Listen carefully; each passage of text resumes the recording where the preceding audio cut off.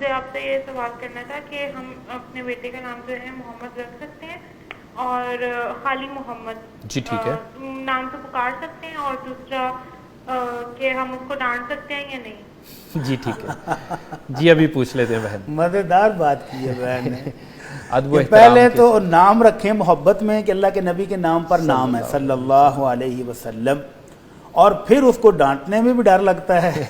اچھی بات ہے. تو اللہ کے نبی صلی اللہ علیہ وسلم نے باقاعدہ اجازت دی ہے کہ میرے نام پر اپنے بچوں کے نام رکھو. ٹھیک ہے. اور اسلامی تاریخ دیکھیں تو محمد نام کے آپ کو بیسیوں نہیں، سینکڑوں نہیں، لاکھوں نام ملیں گے. سبحان اللہ.